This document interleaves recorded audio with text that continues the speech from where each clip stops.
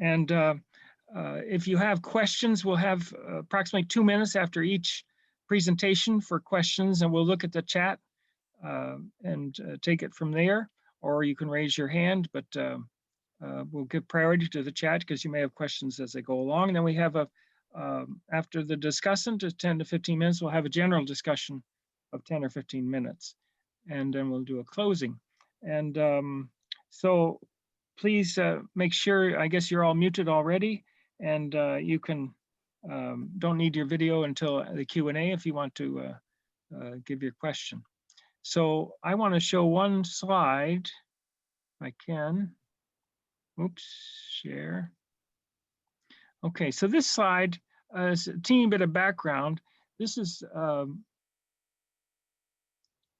what I have a course called Couples and Reproductive Health, and I give this one to show the importance of involving husbands in this case.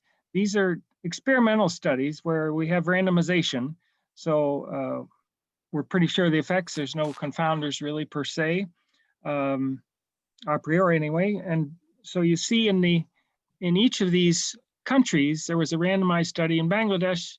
This is an old study, 46% in the arm where they only talk to the wife, counseling about contraception. If they talk to the wife and husband together, 57%. Similarly, Ethiopia, 33, 47. And you see in all these cases, except Taiwan. And Taiwan is a special case in some sense. This is an old study with the IUD program only.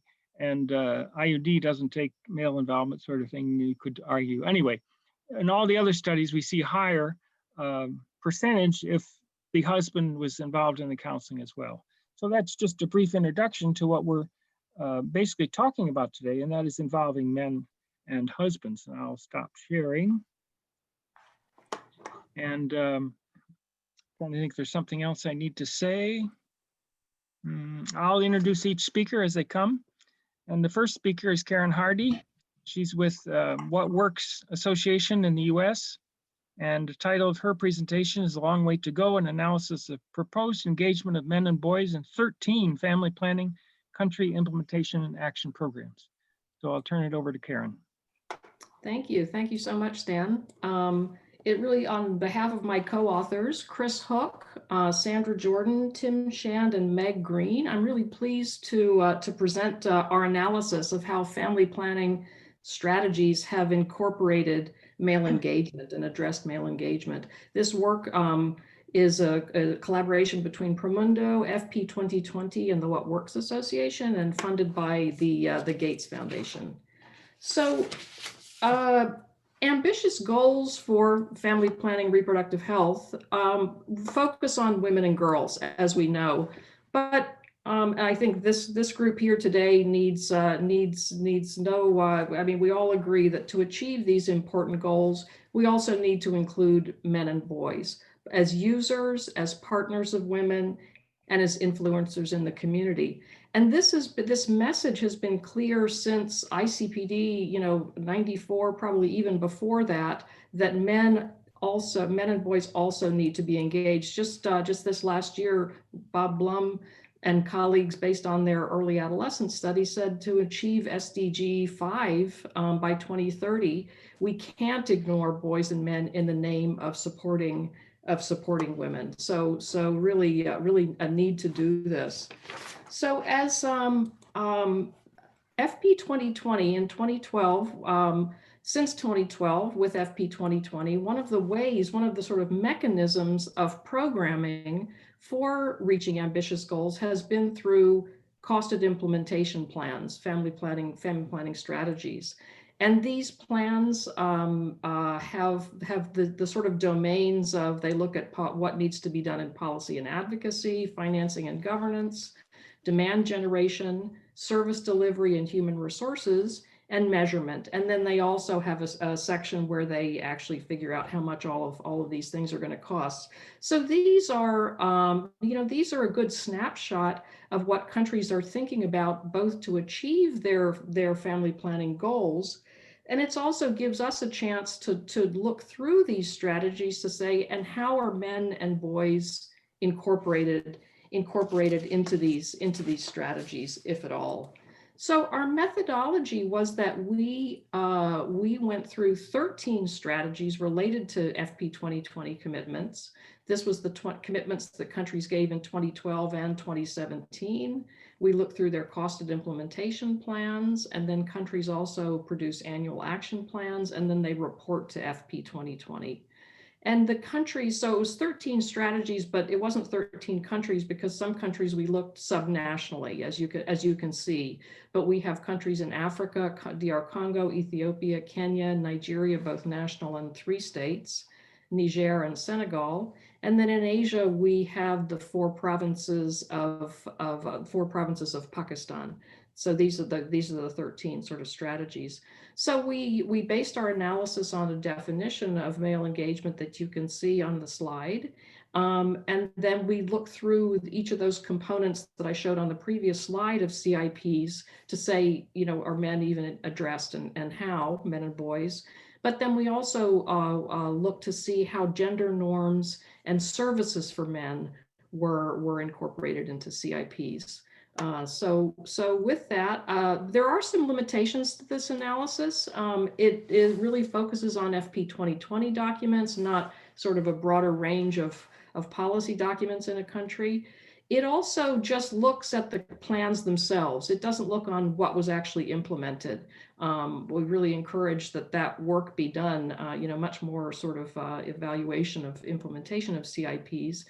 And also, and this is really important, particularly in the context of today, what is not in the plans but is being done. And I think I'm really encouraged at I'm really excited to listen to the rest of the presentations in this session, because I think there probably is a lot more that's being done on male engagement than is reflected in the plans. But as we know, you know, what gets measured gets done. If it's not, you know, if it's not, have it in a plan isn't sufficient, but if it's not in the plan, then there's less attention to it.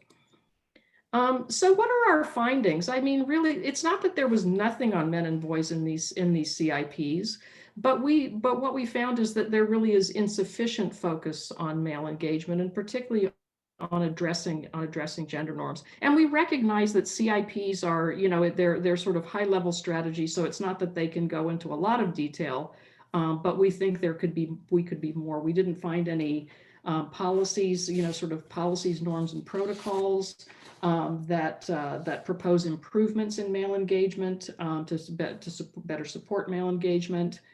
Advocacy, there was a lot on advocacy, but it doesn't explicitly target male leaders that would be very, very useful. The demand generation aspects of the CIPs, again, there's a lot on demand generation, but it lacks sort of sufficient focus on addressing gender norms and power.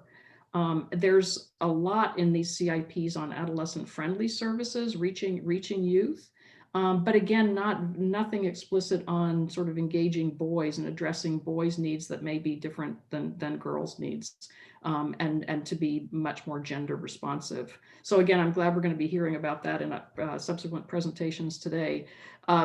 Almost nothing on measurement of anything related to men and boys in these CIPs, including, you know, not enough on measuring behavior and attitudinal changes related to male engagement and to gender equality. The other thing is that male methods are pretty much absent in these. You know, in the costing, they cost you know, like the method mix currently, and then the method mix what they projected to be 5 years late at the end of the 5 years of the CIP.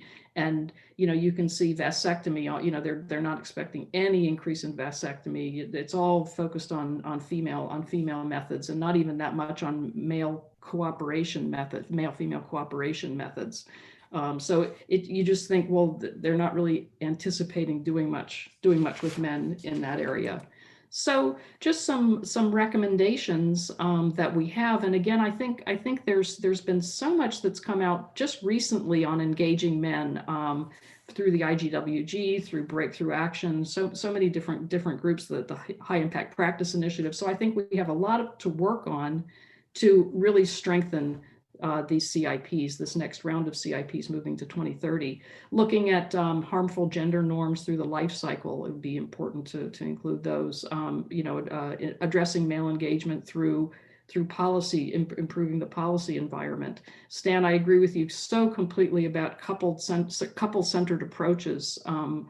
Need much more attention in these CIPs, and developing men's capacity as advocates and as change agents, so that they can work together on that. Including attitudinal behavior change measurements, so that we just see the changes that are taking place related to men and boys.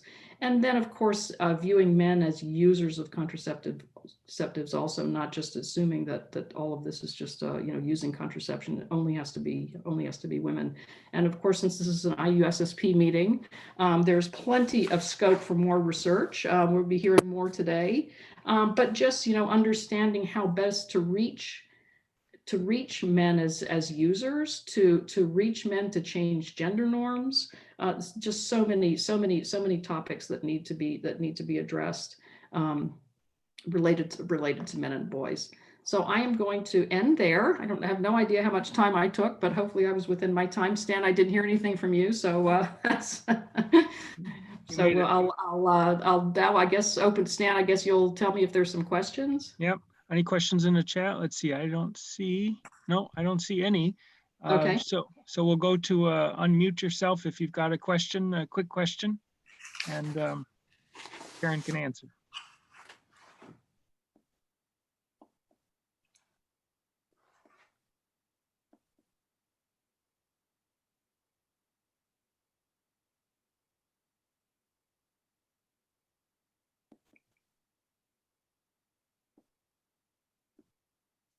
It's like my Wow. undergrad class. I don't know. Okay, we gave time for questions. I'll ask one. You mentioned 2030. Does this mean they're 10-year plans? Oh, I'm sorry. No, the CIPs are mostly 5-year plans, but I'm saying, moving from FP 2020 to FP 2030, or whatever it's going to be called. And that vision statement, I don't know, I'm sure some of people have been involved in this discussion, but there's been a very vigorous discussion about, should FP 2030 focus on, just focus on women and girls, or should it also be men and boys? And those of us who sort of said, yeah, it should also be men and boys, sort of lost the argument. So the main focus still be on women and girls, but there is a principle statement that men and boys also have to be engaged. Right, Eileen? Yeah. So I think that's an opening for all of us. This really is an opening for all of us, who are really, passionate about this topic of engaging men and boys, to make sure that the people, who are writing the CIPs, who are having the discussions in countries about what goes in, that male engagement is really represented at the table, that the research that's available, like Stan, like that you just showed, that's available to the groups that are developing CIPs, so that they see that this is, that this programming is evidence-based, and it's going to improve outcomes, to the extent that we know that. Okay, we had a quick question from Ann. We're about over time, but go ahead quickly. Oh, well, I can hold my question if we're over time, Stan. Okay. Our second presenter is Aishwarya Sahay from the International Center for Research on Women, and her title is Engaging Young Men and Couples in Family Planning Programs Through a Gender Transformative Approach. Aishwarya. Yeah, okay. Good morning and good evening to people from different parts of the world. So I'll be presenting, and I have my team with me. I have Sharmishta, Kuhika, Pranita, and Ravi from ICRW, who also have worked on this project. And yeah, I'll just begin. So for today, we'll be presenting our insights from the programmatic brief, which was conducted as part of the ICRW's project Couple Engage, which is a 2-year project. And we conducted a global synthesis review, in which we conducted a review of peer-reviewed articles, programmatic evidence, and we'll be sharing evidence today from our programmatic review. And next slide, please. Yeah, so we have seen that family planning as a domain is intertwined with heavy norm play of masculinity norms, norms around marriage, norms around sex. And its manifestation has led to a situation where sexual and reproductive health and family planning, especially, has been conceptualized as a women's domain. And it has kept men at the margins of this entire process of family planning. And in lower and middle income countries, which were our focus areas, it is seen that while they are kept at the margins, they are the primary decision makers. Hence, it is important for us to look at how programs have engaged men and couples in SRH. So we did see that many programs have tried to engage men in their varying capacities, and there have been various successes in terms of greater uptake of contraception or better decision making. However, there were some gaps which were identified. And through this review, we wanted to identify and also try to address some of these gaps within our own project. So yeah, next slide. So just a quick overview, we conducted a review of overall 9 programs, and these were focused on African and Asian countries, and they were based out of African and Asian countries and majorly looked at the demand side dynamics, because our focus was to look at social and behavior change and how men and couples have been engaged. While there were other stakeholders as part of the program, our focus remained on what have been the interventions specifically with men and couples. Next slide. So we just, like from the previous presentation as well, that programs have engaged men in an either or manner as clients, as partners, or as influencers in the family planning process, and or in some cases, even in a combination of these. However, when we talk about a gender transformative approach, we want to see how programs can engage men in a more holistic manner and more comprehensive manner, in such a way that it initiates equitable decision making, it initiates equitable communication, better knowledge. So then we recognize that these were some of the gaps that even when men are being sort of leveraged upon in these varying capacities, there are gaps in programs, and to make them truly gender transformative in their approach, there are certain things that have to be addressed. So next slide. So what were these gaps that were identified in engaging men? So while we're talking about gaps, and yes, programs have engaged them as equal partners, and that is a good starting point for initiating the conversation around family planning, for initiating conversation about contraception, around reproductive health. It is a good starting point, and it does sort of would lead to greater mutuality among decision making and more targeted interventions. However, we want to say that we need to push that, and we want to take it to the next level, where we want to say that as a precursor to making decision making more mutual, making it more equitable, we want to say that it is also important for these programs to critically analyze what has been the role of men, and how have masculine behaviors and men's own struggles with negotiating with the masculine behaviors has impacted their everyday behavior in the couple space and the intimate space, and thereby in decisions around reproduction and family planning. And while doing that, we recognize that men are usually engaged in the role of a pleasure giver or a procreator or provider. And it's important to then see at each of these roles how they can unlearn the rigid masculine behaviors and forego the gendered power dynamics that are inherent in these relations.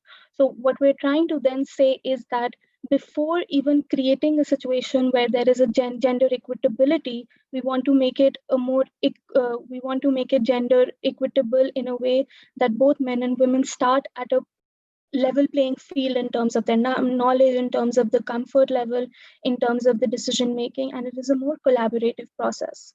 Next slide.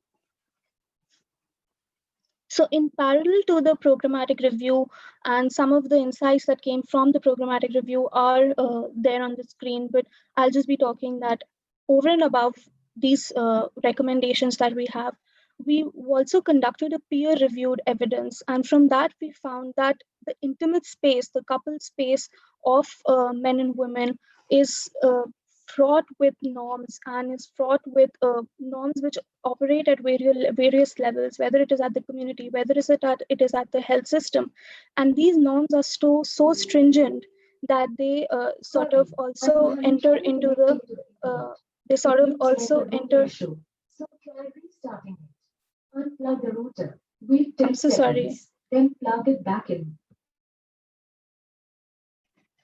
And there's also an issue. Yeah, I'm so sorry about that. So what I was getting at was that there is a lot of issues in the couple space in terms of how they negotiate, initiate conversation. And hence what is required is that these norms that percolate at various levels, they have a bearing on the knowledge and on the contraception and family planning decision making as well.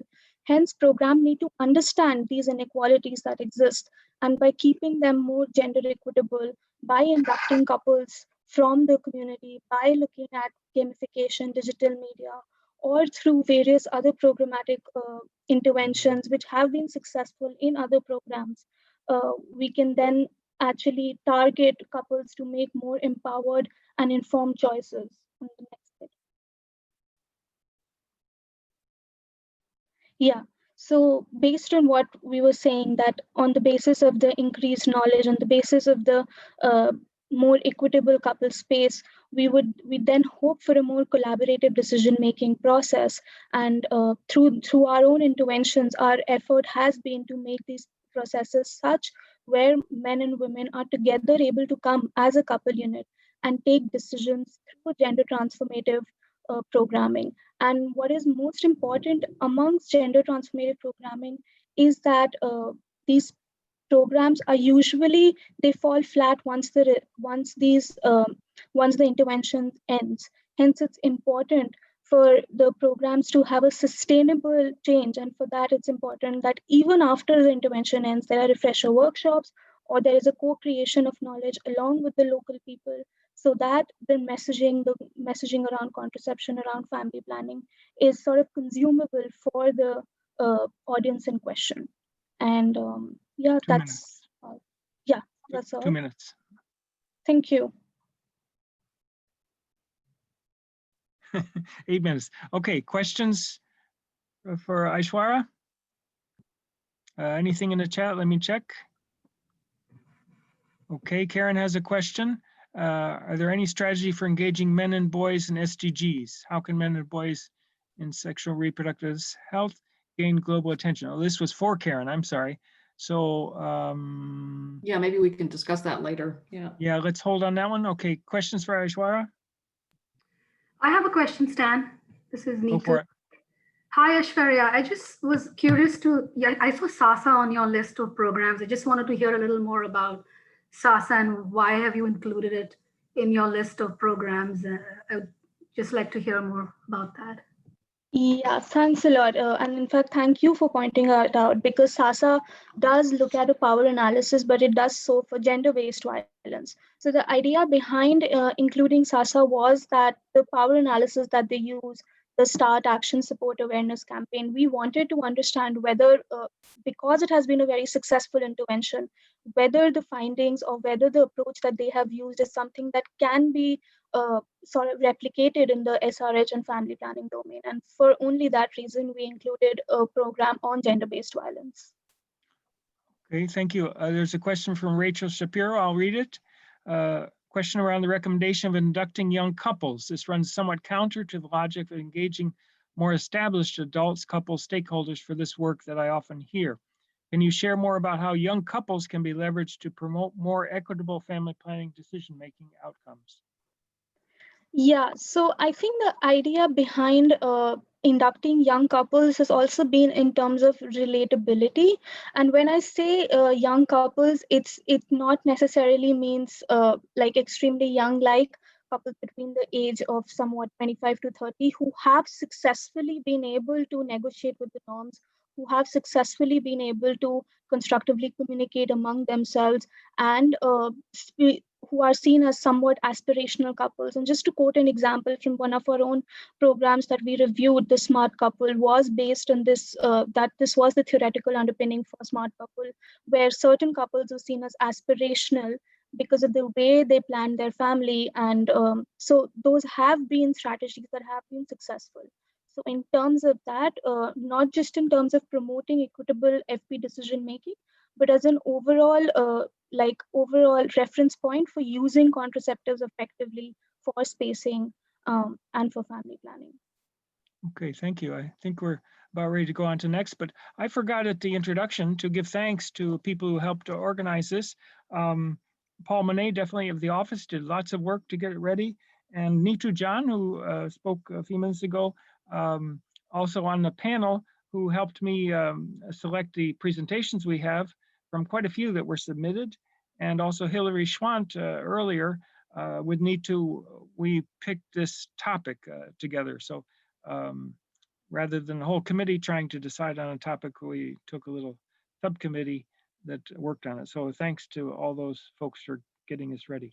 So we're ready to move on to Anita Raj, and who will be presenting with a colleague from Pop Council India, Madhu. Forgot the last name, sorry, Madhu Batala. And take it away. Thank you. And put questions in the chat if you have them.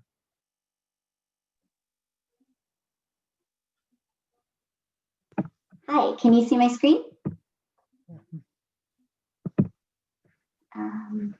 Put it in presentation, yeah. Yeah, thank you. Yes, I'm presenting our work on the Charm 2 intervention on behalf of the University of California, San Diego, Population Council New Delhi, and the National Institute for Research in Reproductive Health from India as well. So we're going to focus today on some of the early findings. Unfortunately, we are in the field collecting data for follow-up, so we are not ready to present quantitative outcomes, but we'll share some qualitative evidence. So I'm going to talk a little bit about what family planning looks like in the context of rural India, our intervention that we've got in operation now, and evaluation design, and some of the preliminary findings. Just very briefly on this background that, marriage is fairly ubiquitous. And the greatest reliance in terms of contraceptive use is really on sterilization, female sterilization. So you see pretty low rates of spacing contraceptives, and this has been maintained over a steady period in India. So there's been a real push to try to get spacing contraceptives up. Now, one of the things about contraceptive use is a very pronatal society. There's the idea of a child born soon after the first year is indicating a healthy, happy marriage and healthy people. And this is all kind of, linked with sort of some other kinds of gender inequalities that reinforce very traditional expectations of males and females. So I'm going to move fast, just give you a second to look at the slide, and then move to the next level. Okay.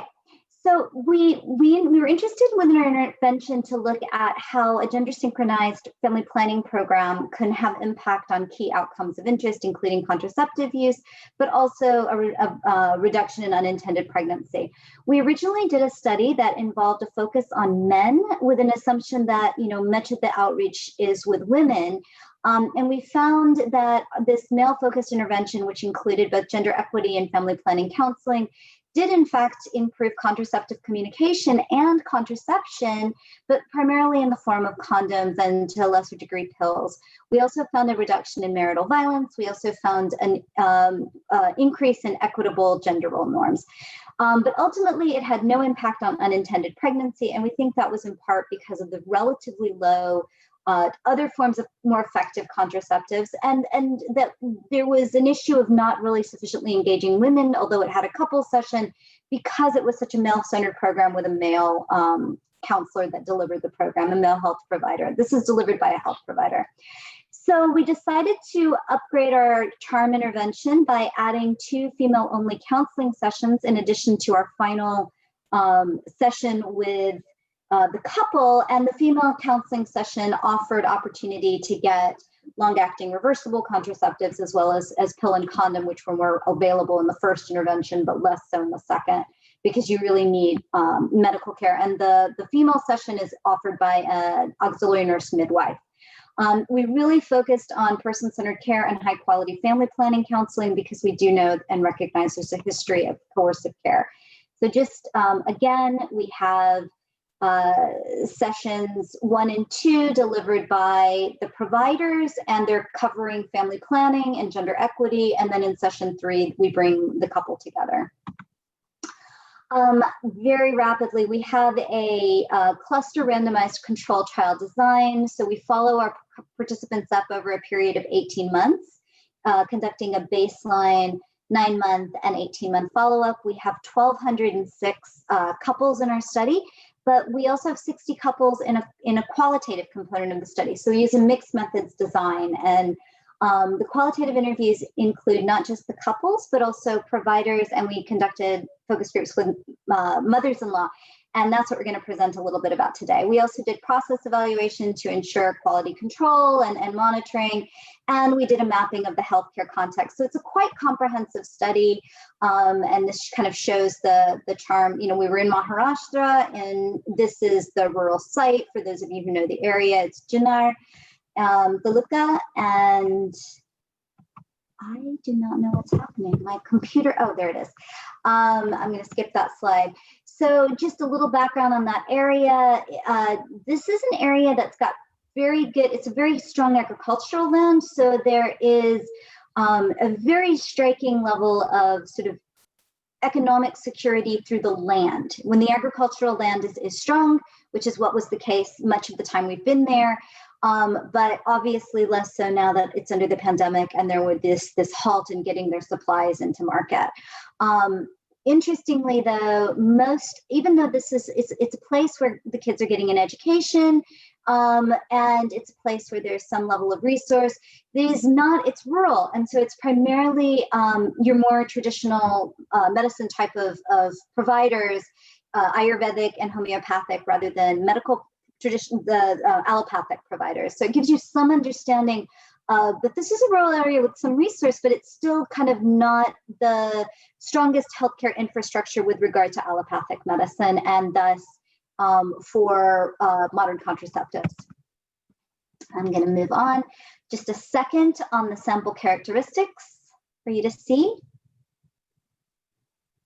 And probably the most important thing is this is an area where IUD uptake is occurring, and we chose that consciously because we knew that it was going to be a little bit easier to get into an environment where IUD has been normalized. And what we're finding is that the majority of people have received the intervention. We have excellent follow-up retention. We have COVID management techniques, but I'm really going to hand off to my colleague, Dr. Badala, to talk a little bit about some of the qualitative findings. Madhu? Okay. Yeah, thank you, Anita. So as part of this process evaluation of this entire program, we try to understand like what extent the program has affected on the couples' knowledge about the family planning and the gender equitable attitudes.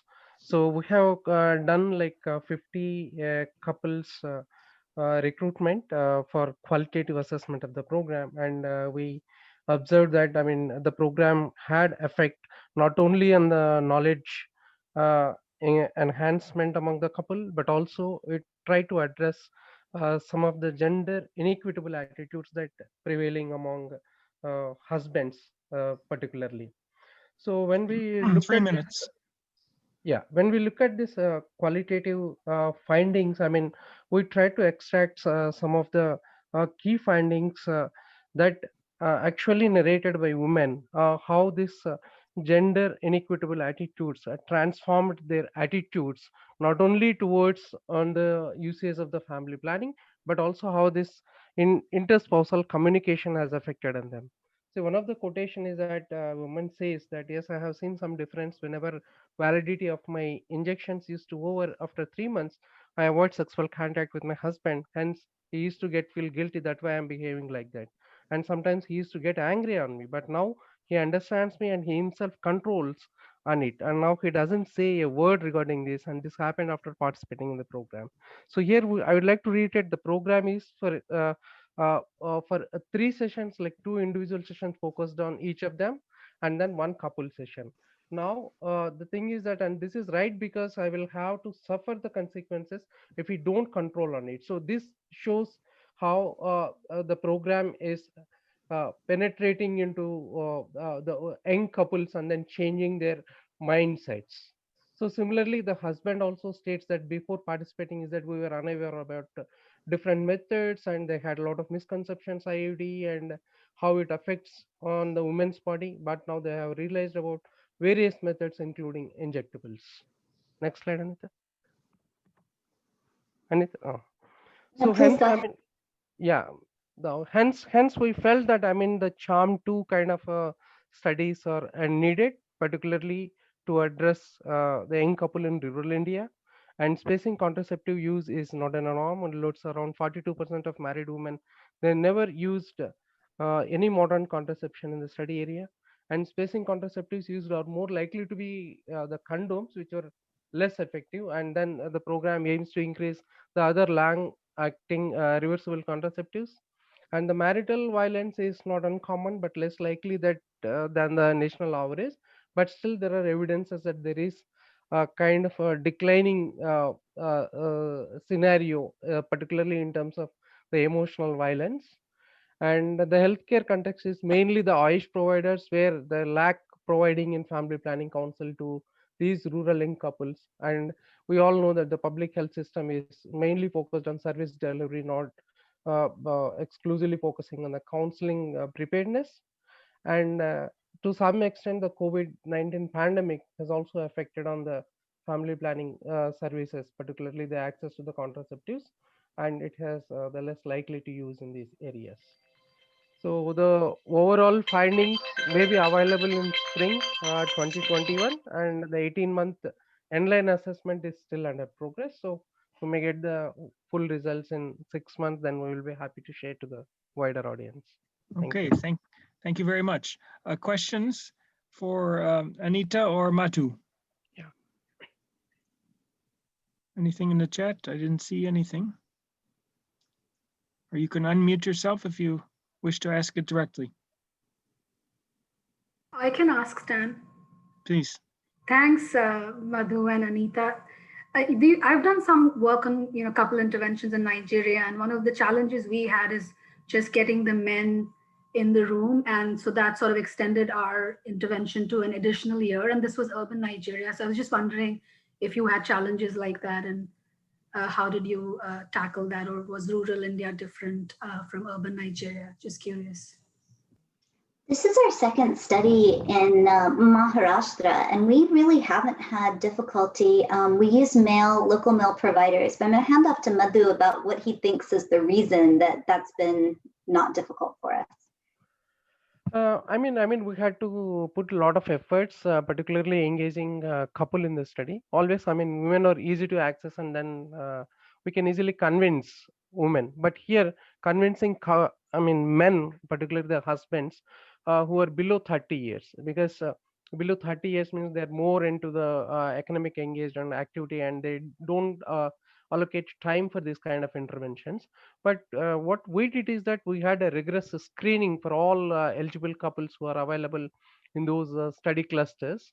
And then we had to filter first whether are they interested to participate in this program or not. And once they gave the preliminary consent, then we explained them about the program and the duration of the program. And once they have finalized, they have expressed their interest. So from such sample, we recruited our the required number of sample into this. So I think we could able to reach out to them around the 40% of the couples, the total couples we could able to enroll into the study. Only 40%.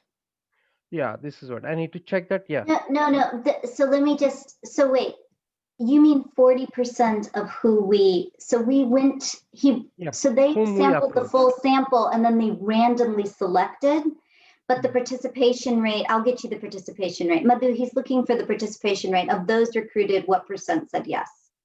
So participation into the program is like more than 90% who participated in the program. What I'm saying is that a recruiting couple into the study, we need to approach all couples in that cluster, the geographic cluster, who falls under this age criteria. Once they said yes, then we explained them about the program content and the duration of the program. So there we lost huge number of couples. Oh, okay. So he's right. So it's 40% at the beginning. Okay, thank you. Any other quick question? Okay, if not, we'll move on. Next, I'd like to introduce Anne Latera.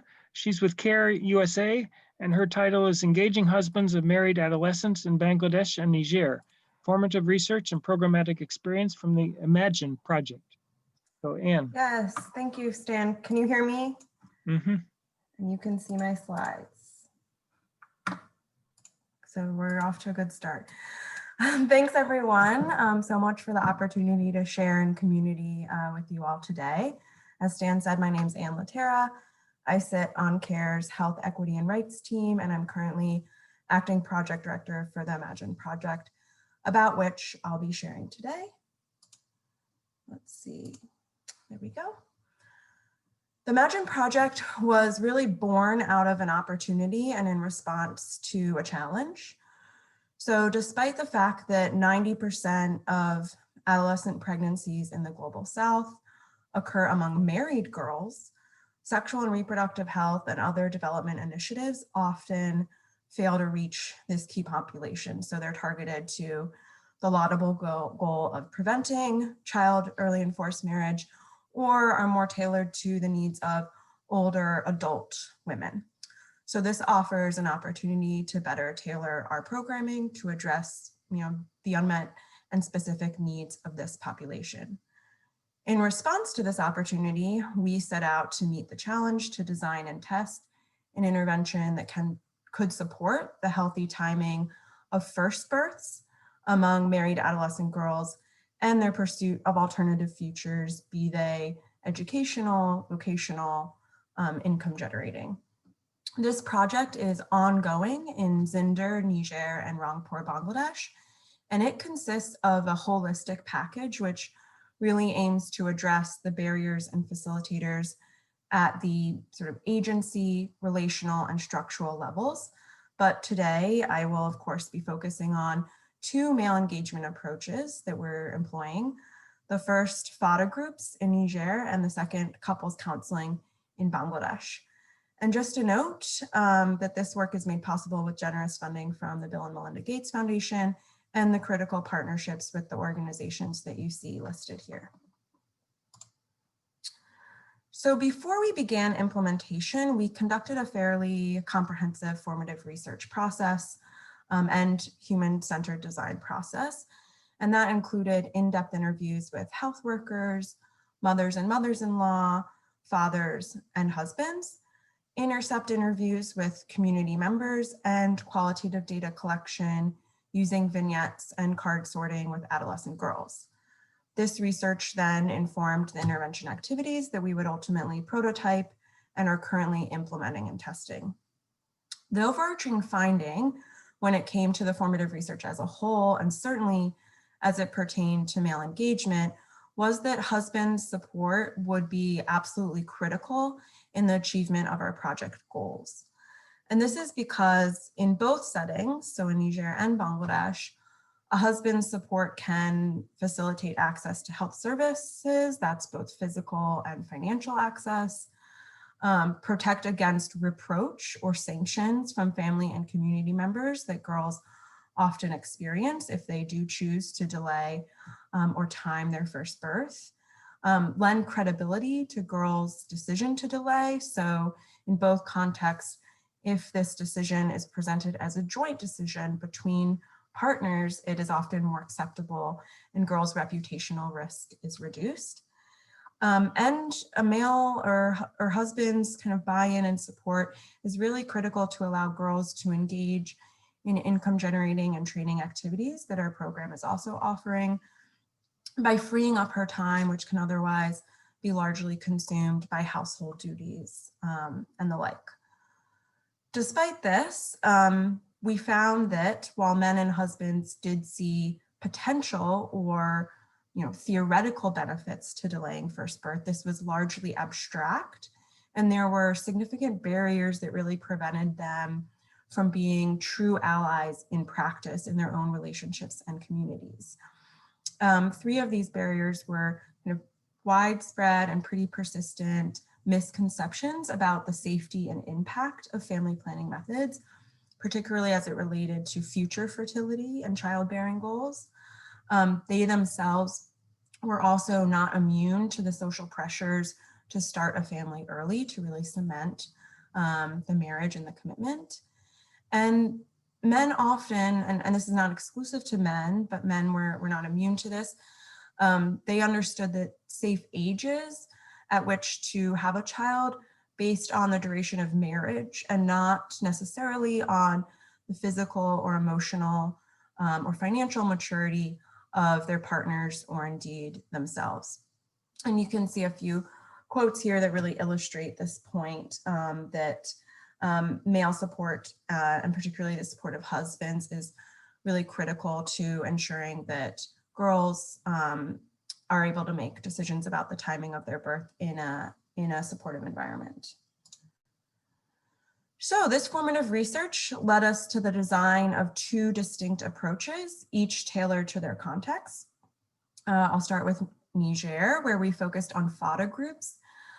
These are existing male social groups, and we aim to engage members of these groups as allies and later as collective actors in enabling girls' ability to plan a healthy timing for their first pregnancy and to engage in vocational and income generating activities. When we prototyped this approach, we learned that we needed to keep the activities engaging, interactive, practical, and skills building, and that contrary to our initial assumptions, young fathers, as opposed to men who had not had children yet, were often reliable champions for our messages and goals because they had experienced kind of the burden that starting a family early can place on a family and on a relationship. Ultimately, we developed a 15-session curriculum that included comprehensive sexuality education, communication and negotiation skills building, and budgeting and household management competencies for these FADA group members. And this is delivered by trained field facilitators and then transitioned through a coaching and mentorship model to peer leadership. In Bangladesh, we are testing a couples counseling approach, whereby couples receive household visits from field facilitators and from community health workers. The goal of this approach is to facilitate joint vision and goal setting among couples so that they can really serve as a united front, ready to face, in what some cases are really immense pressures from family and community to cement their marriage through an early birth. Couples counseling was better suited to the context in Bangladesh, we found, for a number of reasons. Existing male or men's social groups were not as common or universal.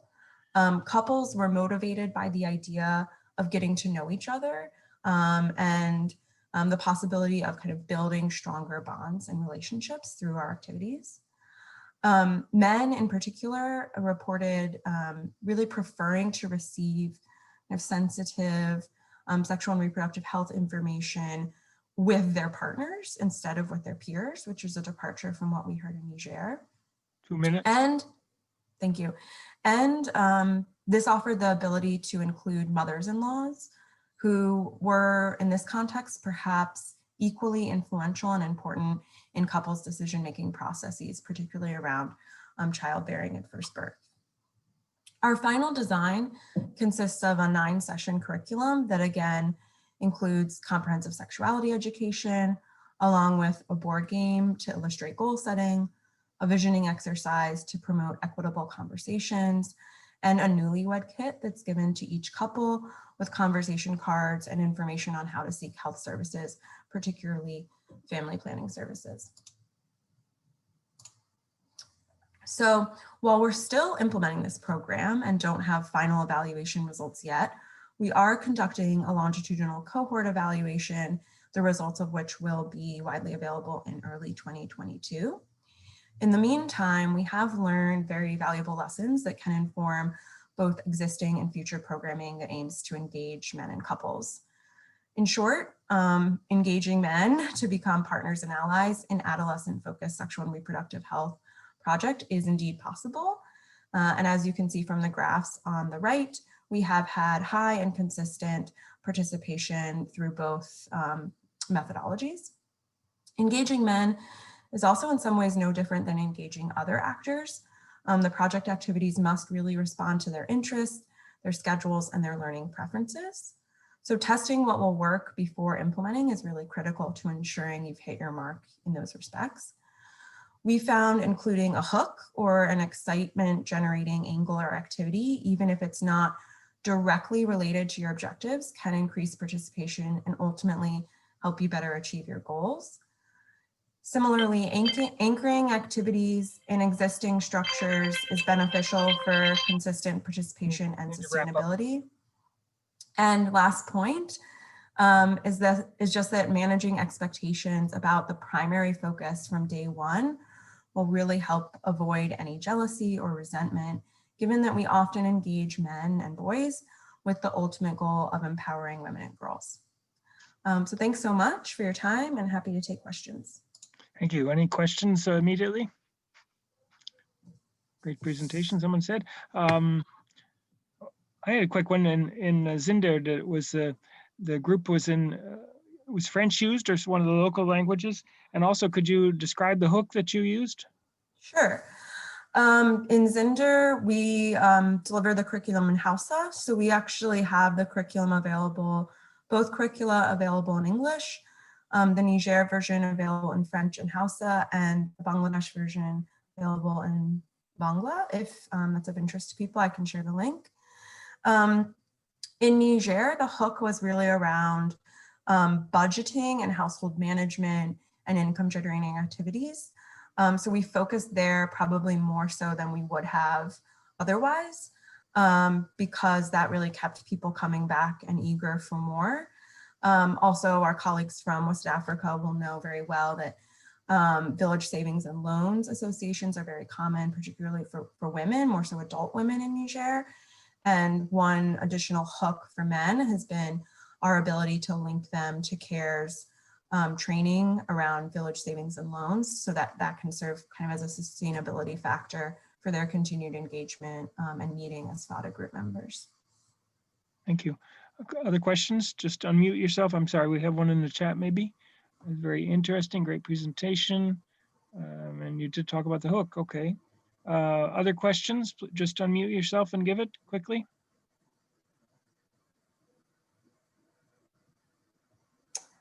Maybe I'll just add that a hook in Bangladesh we found that really resonated was, as I mentioned, this desire to like build stronger relationships and really get to know your partner. A lot of couples didn't know their partners very well before marriage. And so like packaging the newlywed kit as a means to do that and also explore your family planning goals and intentions, I think helped us in that environment. Thank you. Okay, I think we'll move on now. Our last presenter is Ketchen Zhang at Boston University, and she's presenting on exploring user-centered counseling and contraceptive decision-making, evidence from a field experiment in urban Malawi. Ketchen. Thank you very much, Stan. Can you hear me?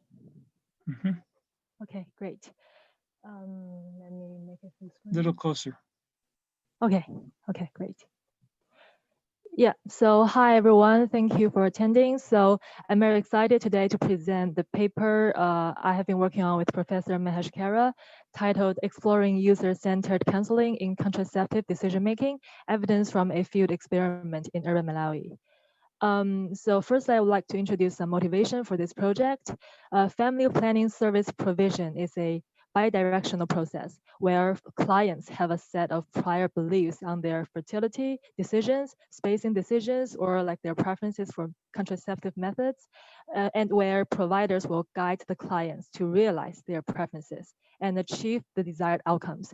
So these outcomes can be fertility related, like the number of children they want to give birth to, or it can be not directly related to fertility outcomes, like the prevention of STIs or sexual satisfaction. And in our study setting, Malawi, the contraceptive prevalence rate has been increasing from 46% in 2010 to around 60% in 2015 to 16.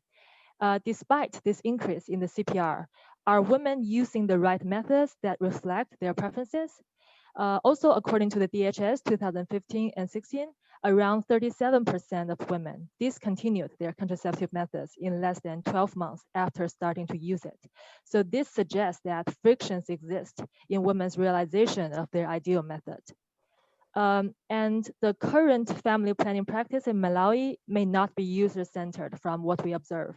First of all, in the current practice, counselors introduce all family planning methods following what we call the cholera counseling flip chart as specified by the Ministry of Health in Malawi.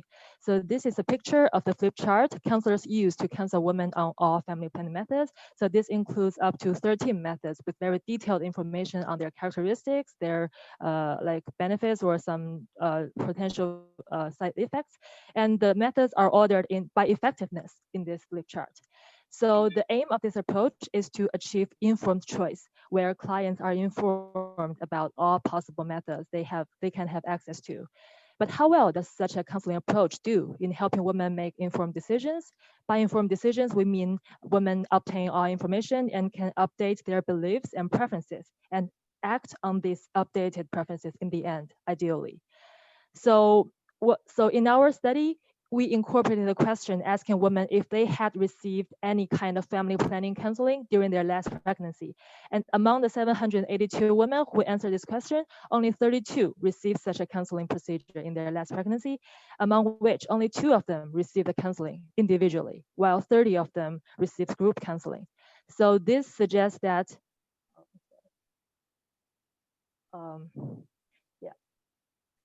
So this suggests that the counseling procedure may not be user-centered. And this paper tests a user-centered counseling approach aimed to help women identify and realize their true preferences for contraceptive methods.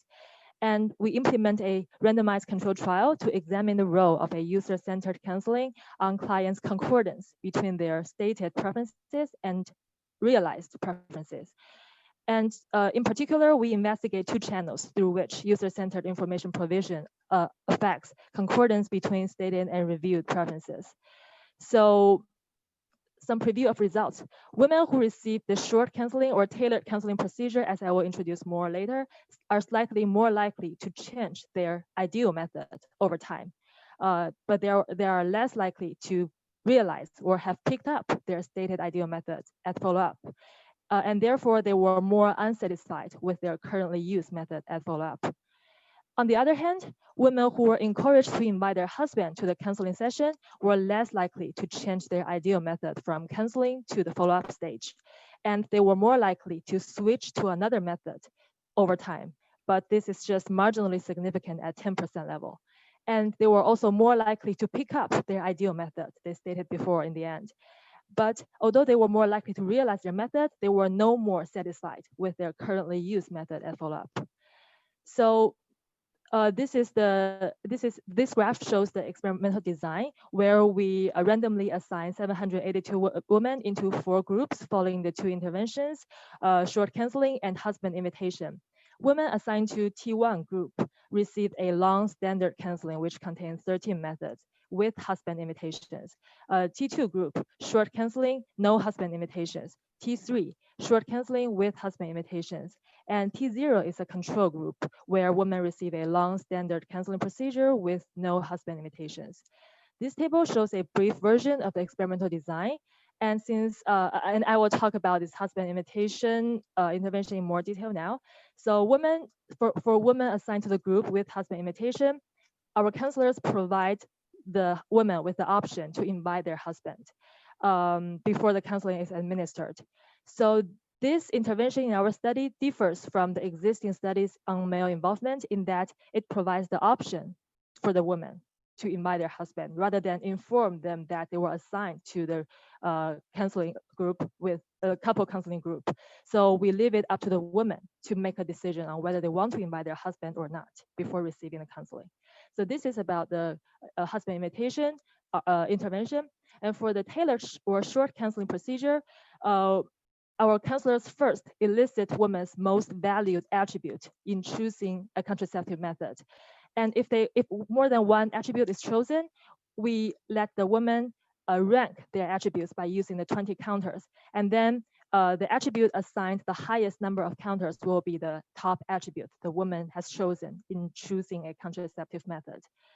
And given this most valued attribute, we have a method attribute assignment or mapping where we map like 5 methods to each attribute that and these methods are like most salient in this attribute. So given the woman's most valued attribute, we only introduce these 5 methods that correspond to this attribute most to the woman. And we also designed 10 flip charts corresponding to each potential attribute the woman could have chosen. So this makes, ideally makes this counseling procedure more user-centered and salient to the woman.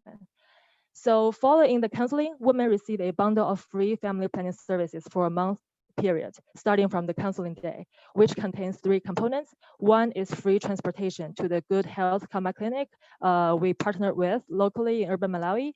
And second is full coverage of any family planning related expenditure incurred during the service period.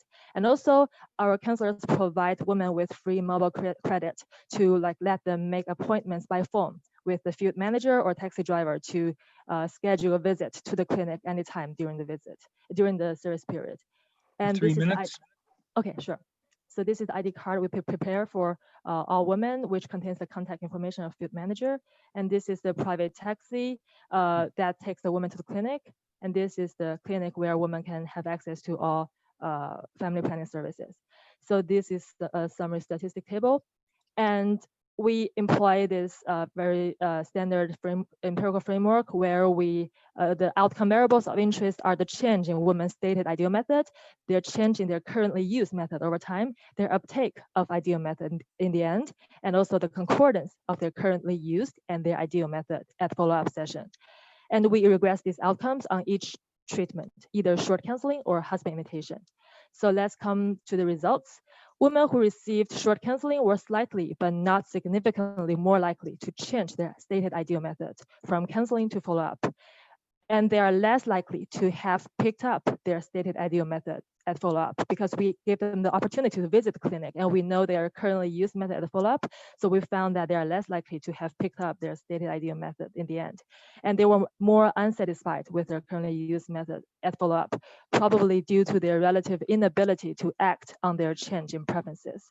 On the other hand, women in the husband invitation group were less likely to change their ideal method from counseling to follow-up, more likely to switch from their current method to another method over time. But this is just marginally significant at 10% level. And they are more likely to pick up their stated ideal method at the end of the counseling, but they were no more satisfied with their current method at follow-up. So some discussion of our results. While both interventions, short counseling and husband invitation, seek to prioritize women's preferences and move closer towards the goal of helping women make informed choices on family planning, neither approach likely gives strictly preferred outcomes. While short counseling encouraged women to slightly more freely express and change their contraceptive preferences over time, but they were hardly realized in the end, even if we give them the opportunity to pick up the services for free. While on the other hand, while encouraging women to invite their husband, motivated them to realize their preferences, it actually discouraged them from expressing their true preferences because their stated preferences conditional on inviting their husband may have internalized their husband's preferences as well, which may lead to a deviation of their stated ideal method from their personal preferred contraceptive method. In conclusion, it will be necessary to further explore the trade-off between making independent decisions to reflect individual preferences and incorporating their husbands' or family's preferences. And some caveats exist. The current sample size of 782 is too small to allow for the examination of interaction effects. And some next steps, additional research is warranted to better understand women's true preferences expressed without husband participation. Yeah, that's it for my presentation. Thank you very much for your attention. Thank you. Any questions? There was one in the chat, but it's disappeared from my chat for some reason. If you have a question, please unmute yourself and ask it. Stan, can I ask a question? Sure. Yeah, so thank you so much for the presentation. What was the purpose of giving all of the services free and free taxi rides to get services? Because that clearly can't be sustained and scaled up. So I was curious what the purpose of that was as part of your study. Yeah, that's a great question. Thank you very much. So what we are trying to do is to kind of eliminate all the barriers for the women to realize their preferences, because they may have different preferences over time, but there may be some time constraints or like a budget constraints for them to get them. So we want to know whether they firstly express their preferences and then whether they really realize those preferences in the end without all those barriers. Okay. There's one from Cola. Wait a minute. Is there any study that takes into account influence of significant others? I guess this is for all of us, but do you want to address that question? Okay. Influence of others. Thank you for your question. To my knowledge, I'm not sure if there is like such kind of study that understands Okay, we'll hold husband it. We'll hold that for the general discussion. Eileen may address it anyway. Any other quick question? Okay, if not, we'll move to our discussant. Eileen Spicer is professor at the University of North Carolina School of Public Health, and turn it over to Eileen.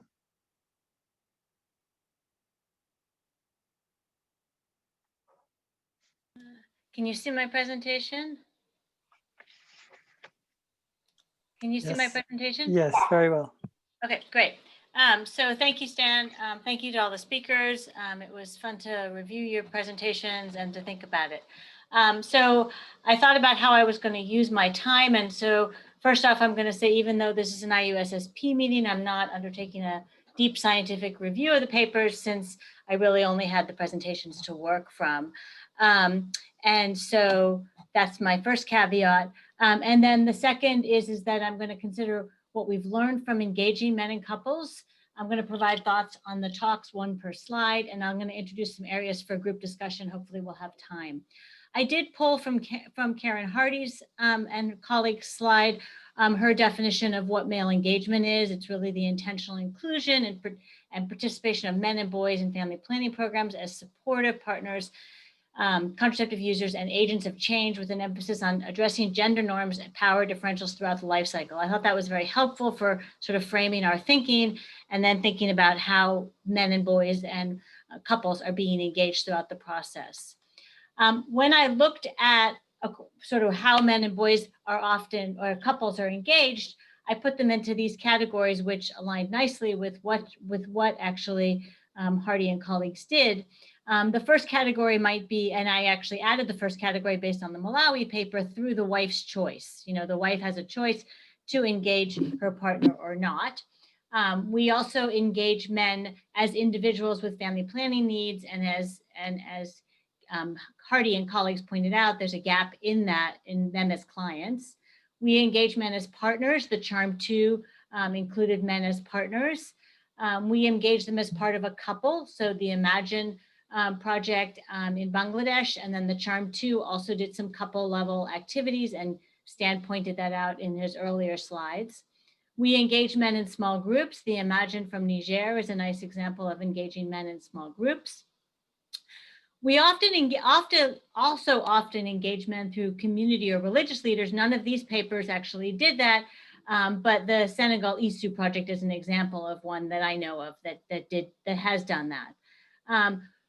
Also, as pointed out in the Hardy review, they're engaged as policymakers or through trying to change policy or protocols for around men or couple engagement and what that means.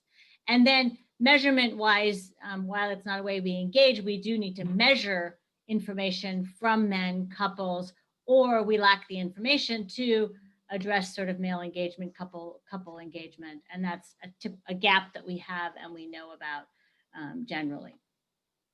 So I want to talk briefly about each of the papers. I'll have a little more or less to say about each one. As we saw, the Hardy paper looked at 13 cost and implementation plans from some country level and some lower level. I did like that they made this important limitation that they're not assessing progress on these implementation plans, nor programs that potentially are privately funded, not government funded, that may not be part of those implementation plans. They point out that in the implementation plans and related strategies, there's insufficient focus on male engagement and addressing gender norms. This is really an important call to action, I would say, to the field and to FP 2020 or the FP whatever's next, as Karen pointed out. Some of her recommendations that I thought were important and linked to some of the other presentations is it's important to address harmful gender norms, incorporate policy standards and protocols, implement couple-centered approaches, and support men as change agents. So I thought these were important to reiterate because they again relate to what we see in the other presentations. Sahey and colleagues, it was nice because Hardy and Sahey's paper sort of helped frame the conversation on the 3 interventions. So Sahey and colleagues, I had already done my list of different types of interventions when I got her paper, but she organized the 9 interventions that she reviewed in terms of men as clients, men as partners, and men as influencers. And some of them, a number of them worked with men at the multiple levels. Many of them also worked as men as partners and men as influencers, and only one of them, the Ujiwal, I'm not sure how to pronounce it, just worked with men as clients. So there's different strategies that they pointed out through their review of ways to engage with men. They also talked about the different channels that were used to engage men that I thought was important in terms of interpersonal communication, community-based activities, digital, social media, mass media. I did notice that service delivery was not on that list. And so I wasn't sure if that was because men were less likely to be the clients, but what about the partners of the clients? And wondered whether any of those projects had a service delivery component of engaging men and partners. I did think it was important, the gap that they identified in terms of needing to help men unlearn, and women as well, gendered power dynamics that forego harmful masculine behaviors, or this is really about norms. Changing norms is hard. And they talked about the ways to engage men and couples through focus on couple level activities and games, which we saw in some of the other presentations, particularly Imagine, and then identifying missed opportunities to address these men's gendered power norms. So these 2 papers were nice because they helped frame the next ones. So Raj and Batala, the Charm 2 project, they designed an approach that addressed the challenges with their earlier intervention, which were the couple sessions that were led by men. Unfortunately, we're still waiting for the follow-up data, so this was really just a teaser. However, their qualitative results do sound promising in terms of receipt of the intervention by women and men. Questions that I had, and they put into the chat box that there was 68% participation, but their number of couples was on target. So I wasn't sure how that linked. I think some of that conversation started to happen. And then I really wondered from the presentation, it wasn't clear what success would look like. What are you hypothesizing with your CHARM program? You talked about what was in your CHARM 1, but I was wondering what does success for this gendered equity program look like? For Latera, the Imagine program, again, it was Niger, where it was a focus on men. Bangladesh was a focus on couples. They implemented these differing models, male facilitators in Niger, female health workers in Bangladesh. I really liked that they tailored it to the different settings. Their formative findings demonstrate that men and husbands need to be involved. There were serious barriers there. Their presentation demonstrates what came out of prototyping, and I look forward to seeing the evaluation results. Again, there were some teasers about that, and I wondered whether it included any cost effectiveness. The point that she made in the yellow box, which is that you need to really carefully manage expectations about the primary focus of the program from the start. And I think that relates back to, even though we're working with men, at the end of the day, we're trying to potentially increase contraceptive use or gender empowerment, which potentially your outcomes might focus on women, and how do the men feel engaged. I did have some questions about sustainability and scale up. She did talk about anchoring in the existing structure, which I think is important for sustainability, but they also really tailor these interventions at such a low level. I wondered about how you would adapt to different regions with different countries. These all seem like important issues to be thinking about. finally, the Zhang paper from Malawi, this one actually gave me a lot more meat or tofu as a vegetarian to work with because there was a lot more information in the presentation. So it left me with many questions about the design, the approach, the hypotheses, and the measurement that I can communicate with the authors potentially later. Their tie to male engagement was slightly different. Again, they investigate 2 channels through which user-centered information provision affects concordance between stated and revealed preferences. They had male involvement and the tailored counseling. And again, she pointed out, male involvement means inviting the husband to participate in the counseling. And really, there was no information provided in the many slides that were shared with me on what % of wives actually invited the husbands to participate, which seems really important. The authors find changes in the stated ideal method over time in the tailored counseling group. And I wondered, how is this measured? How is stated versus revealed preference measured? And what is your hypothesis about this? Because if you walk into a facility and want a method, but you had good counseling, you might change your preference, which would make sense. It's what we would want. So I'm not clear what your hypothesis is, whether it should change or not change. As well as the changes over time. You didn't talk about how long a follow-up it was. You did talk about that the clients were less satisfied or unsatisfied with their current method of follow-up. But from a follow-up email with you, you said it was a 3-month follow-up. If she got an injectable at your first visit, she may not have been, if she wanted to change, she may not have changed by the follow-up because she wasn't eligible to change yet. So she may have this disagreement between her intention and her ideal and her current method. So there was I had a bunch of questions and issues to discuss, and it wasn't as much about the male involvement.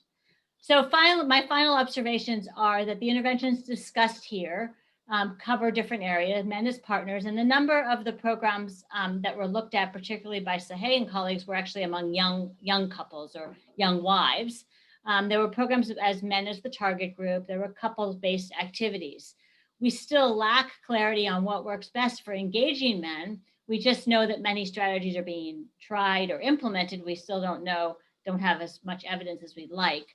I would like to be making sure that we consider scale up and sustainability in the design phase as we start to tailor these to the lowest level. I worry about what does it mean for the next level. And then finally, I put some questions out to all the participants as opposed to potentially asking each person to respond. Stan, I leave it to your decision, but are participants working with male and community religious leaders, the types of programs that we didn't talk about today? Are they addressing policy protocols to support male engagement? And are they undertaking activities and programs to help men and women unlearn harmful gender norms? And I'd be interested in hearing from others in this participating in the program to help complement what we learned today. Thank you. Thank you very much. Excellent on time. We have four minutes left from that. I would like to give time to those who presented if they have responses to what they've heard from Eileen. So we'll go in the same order. Karen, anything to add or after you've heard what Eileen presented? No, not really. Eileen, thanks so much for that really great summary. And Okay. I think you supported what we said, that need to know more about what works and get those in CIP. So thanks so much. Aishwarya, something to add? Yeah, thanks a lot, Eileen. I think we've summed it up well for all of us. So I think I wrote that in the chat as well, that for the service delivery interventions, we did look at some of them. And yes, it is extremely important to look at how other influencers or religious leaders and in what capacity they are being engaged. And that is something that some of the other programs at ICRW are looking at. So we'll be able to share the findings for that sometime early next year. Apart from that, yeah, nothing else to add. Thank you. Thank you. Anita? Eileen, I would like to see the feedback again. I wrote you privately to ask because I thought it was pretty thoughtful and I would like to make sure to include it. I think the only thing I remember, because there was a lot there, was that you wanted to ask about the hypotheses. Did I remember correctly? Yeah. So what we hypothesized is that the intervention relative to control condition would demonstrate a greater increase in contraceptive use uptake, in more effective contraceptive use uptake, and significant reduction in unintended pregnancy over the 18-month time frame. And since I have it in a moment, I just want to acknowledge that Nicole Johns is on here and she does our data analysis, and Anvita Dixit is on here and she does her process evaluation. And I didn't get to share my last slide. You know, you're so conscious of time, and and my funders were the NIH. Thanks. Okay, thank you. So just Anita, as a follow-up, and you don't have to answer it now, is what about the gender equity part of it? I mean, there's a lot of other. Yeah. So so we got masculinity norms, attitudes. It was an attitudinal measure. That changed the first time, as did attitudes towards partner violence. So we do anticipate that those would change again. They're not our primary hypotheses. We would probably, when you do the grant, you like make it as like tight as possible. What I think we probably will do is we will look at it again as outcomes. There's secondary outcomes potentially, but I'm more interested in seeing, because we have a slightly larger sample size, and I think we're going to have a better, I'm hoping for a stronger effect. So I think we can look at it as a mediator, and that's what I'm really interested in. Because while we showed the effects previously, we didn't show that the effects were mediated by the effects we were having on attitude and IPV for that matter, because we had an IPV effect the first time. Thank you for asking. Okay, on to Anne. Anything to add? Thanks for those thoughts, Eileen. Yes, we are planning obviously a effectiveness evaluation. We're doing a longitudinal cohort, and we've gotten repeated requests for costing and cost effectiveness. So that's something we're exploring too. We know that's of interest. Maybe just a point in response to your kind of taxonomy on how we're engaging men. I would say in Niger, we're certainly engaging them through existing small groups, but we're engaging them as, I think, partners and agents of change. And so just a clarity on that, and that something I didn't have time to highlight is that curriculum does aim to kind of transition groups to collective actors and action planning to be real champions in their community. So just wanted to provide additional depth there. You asked about community and religious leaders. We are engaging them through a somewhat separate component in Niger that I just didn't have time to talk about today, that's built off of CARE's social analysis and action through management committees that exist in these contexts. I'm happy to share more about that, and there's also briefs available on our website.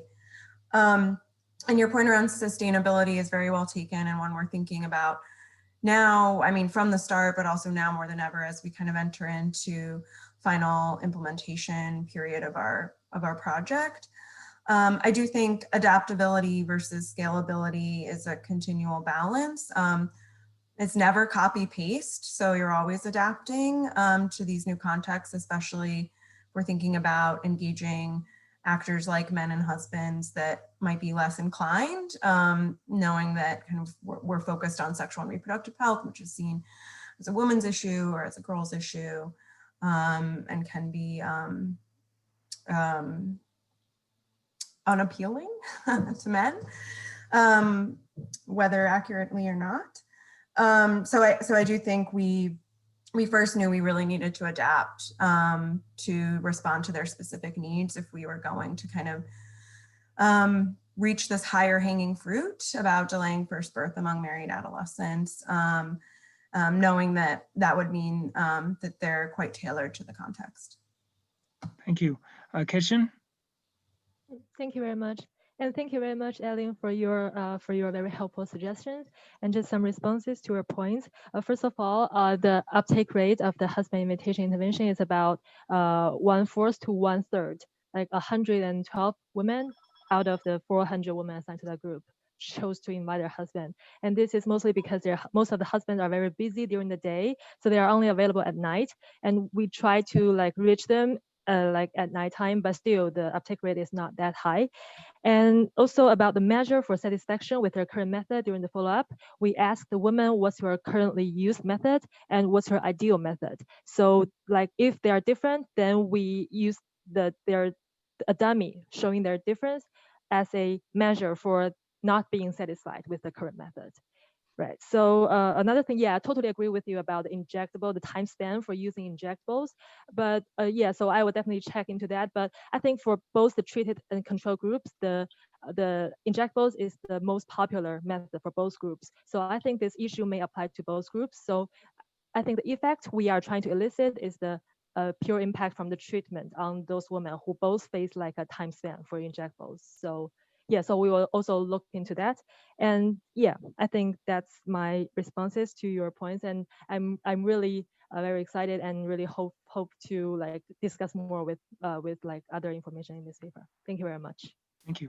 Would anyone in the audience like to respond to Eileen's question about other interventions that they've tried with religious leaders or others that is relevant to what we've been discussing? Simply unmute yourself.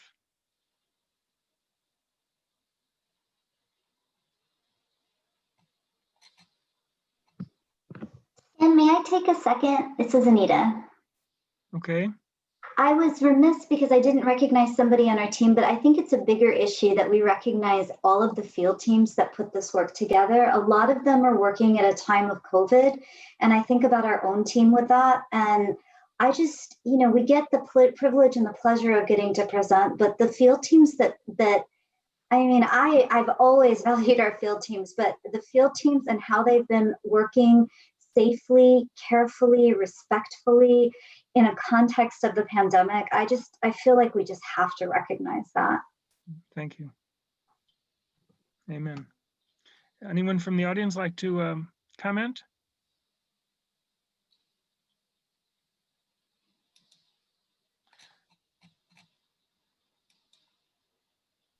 Okay, I have one. This came to me last night about a future meeting that this panel might have, and I ran it by Nitu and Hillary, who helped put this one together. And it's the idea.